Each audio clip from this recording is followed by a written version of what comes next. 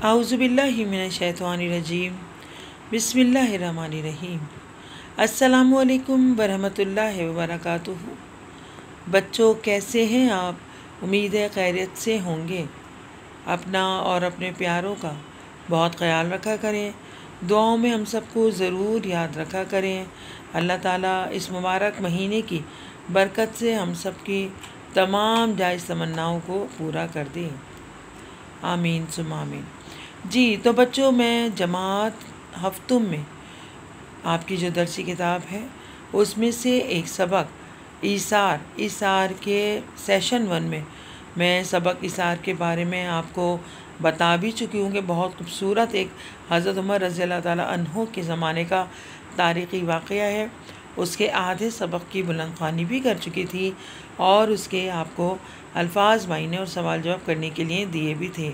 उम्मीद है आपने कर लिए होंगे। साफ़ सुथरा काम किया करें, नुक्तों का और शोशों का ख्याल रख के काम किया करें।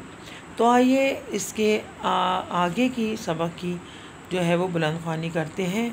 आप भी मेरे साथ साथ बुलंद ख़्वानी कीजिएगा और इसके बाद इसकी इंशाअल्लाह ताला मशक़ें आपको समझाती हूँ जो कि आपको अपनी कॉपीज़ में करनी होंगी। तो आइए सबक की जानिब बढ़ते हैं। जी तो बच्चों, जमात हफ्तों में उर्दू की दरसी किताब में आपको जो सबक दिया गया है ईसार, इससे पहले भी मैंने आपको इसके आधे सबक की बुलंद ख़्वानी करवाई थी, इसको समझाया था आपको। इस वाक़े को अपने अल्फाज में भी आपको सुना दिया था ताकि आपको समझने में आसानी हो। और इसके ये आधे सबक की ये मैं बुलंद ख़्वानी कर चुकी हूँ। उम्मीद है आपने मेरे साथ साथ इस सबक की बुलंद ख़्वानी की होगी। तो आइए अब सफ़ा नंबर 10 से इसकी बुलंद ख़्वानी को कंटिन्यू करके इसको मुकम्मल करते हैं। आइए सफ़ा नंबर 10 की जानिब बढ़ते हैं। मुझ पर एक यहूदी का कर्ज़ है। जैसे कि मैंने आपको बताया था कि एक आदमी से कत्ल हो गया था। हज़रत उमर रज़ी अल्लाह ताला अन्हो ने उसे जो थी वो फांसी की सज़ा दी। तो उसने कहा कि मुझ पे एक यहूदी का कर्ज़ है, अगर आप इजाज़त दें तो मैं यहूदी का कर्ज़ अदा करके आ जाऊं। तो ये आगे के वाक़यात आपको मैं पढ़ के सुना देती हूँ। मुझ पर एक यहूदी का कर्ज़ है, मुझे इजाज़त दी जाए कि मैं ये कर्ज़ अदा कराऊँ, फिर अपनी सज़ा भुगतूँ। हज़रत उमर रज़ी अल्लाह ताला अन्हो ने इरशाद फरमाया, अगर कोई तुम्हारी ज़मानत दे सके तो आर्जी कहते हैं टेम्परेरी, कि मतलब आर्जी तौर पे ज़मानत होगी, ठीक है, और आप जाइए और अपना काम करके वापस आइएगा। आर्जी तौर पे रिहा करने में मुझे कोई उज़्र नहीं होगा, परेशानी नहीं होगी। नौजवान ने मजमे पर नज़र डाली। मजमा कहते हैं बहुत सारे लोग एक साथ मिलके जो जमा होते हैं उसे मजमा कहा जाता है। इसमें कोई भी इसका वाकिफ़ नहीं था। वो हैरान खड़ा था कि एक सहाबी रज़ी अल्लाह ताला अन्हो खड़े हुए और अर्ज़ की, ए अमीरुल मोमिनीन, मैं इस नौजवान की ज़मानत देता हूँ। सहाबी रसूल सल्लल्लाहु अलैहि वसल्लम के इन अल्फाज ने मजमे पे सन्नाटा तारी कर दिया। ये सुनकर हज़रत उमर रज़ी अल्लाह ताला अन्हो ने फरमाया कि आप सल्लल्लाहु अलैहि वसल्लम के सहाबी हैं। अगर ये नौजवान ना आया तो इसके बदले आपको कत्ल किया जाएगा। सहाबी रसूल सल्लल्लाहु अलैहि वसल्लम ने अर्ज़ की, अमीरुल मोमिनीन, मैंने अपना अंजाम सोच लिया है, मगर मैं ये बर्दाश्त नहीं कर सकता कि एक मुसलमान कहीं भी अपने आप को दूसरों से बेगाना ना समझे।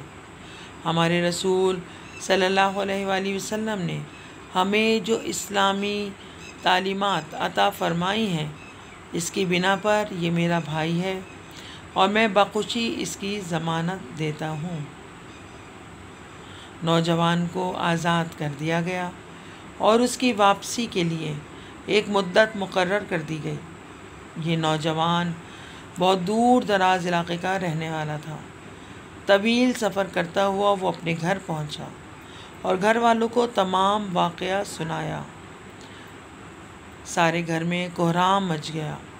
बहुत से लोगों ने सलाह दी, सलाह कहते हैं मशवरा देने को।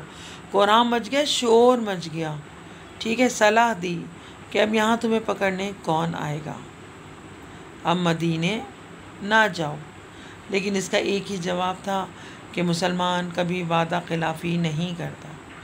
इफ़ाए अहद कहते हैं वादे को पूरा करना। वादे को पूरा करना हर मुसलमान पर फ़र्ज़ है, इसलिए मैं ज़रूर जाऊंगा।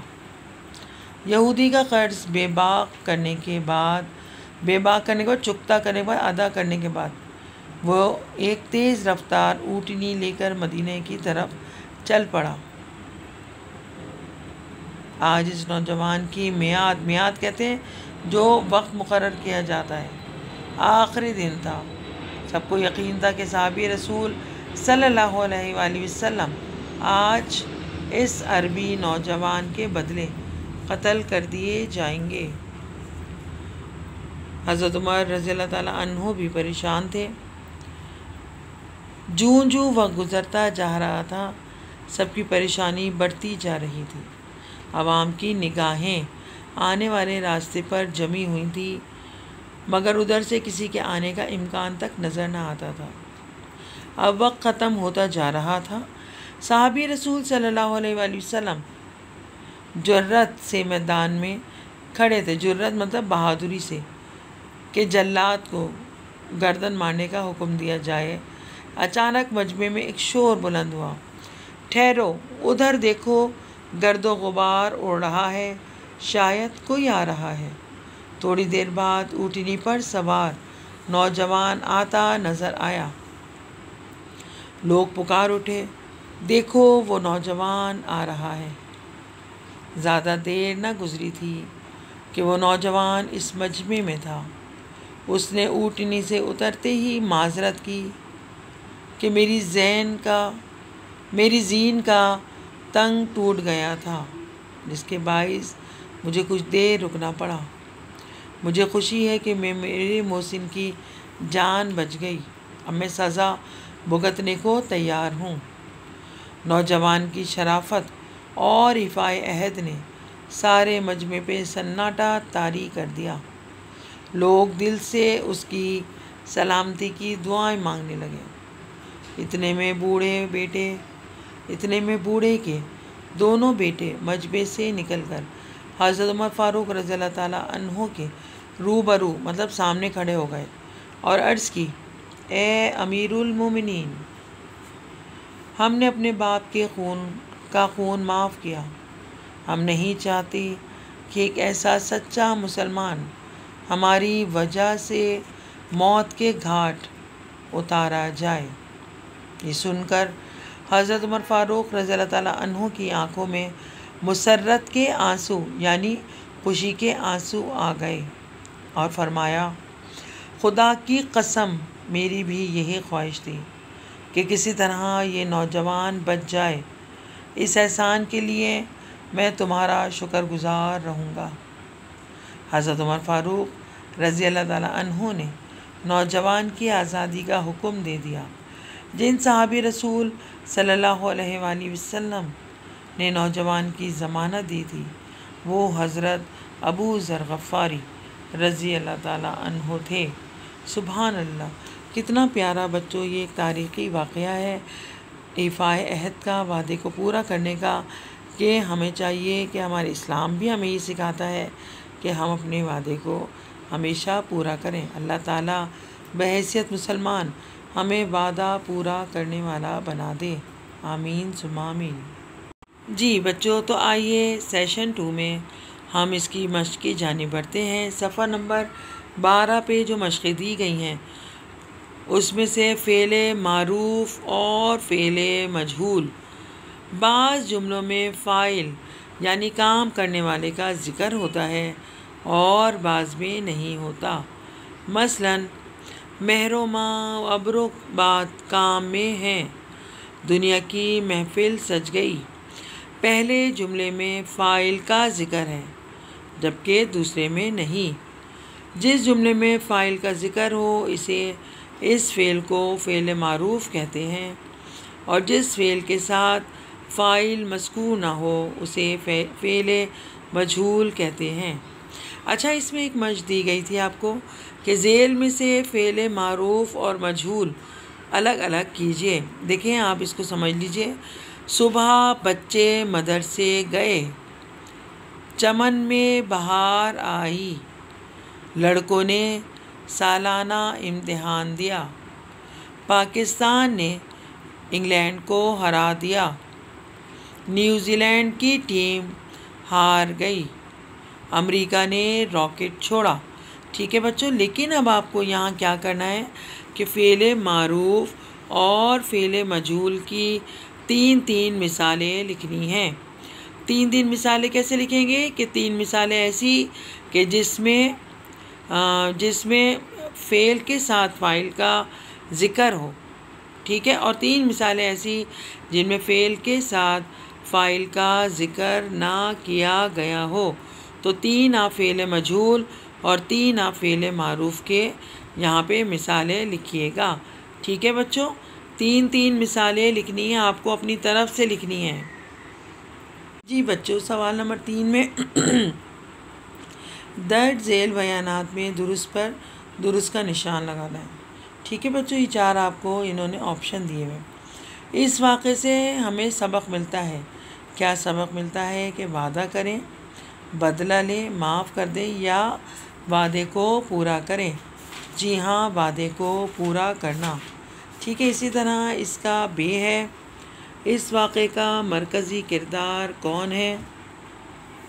फिर है इस सबक का वाक़या है, तारीख़ी है, तफरीही कौन सा, जैसे मैंने अभी आपको बताया कि ये एक तारीख़ी वाक़या है। दर्ज झेल में से मुहावरा है। अच्छा, मुहावरा कौन सा है।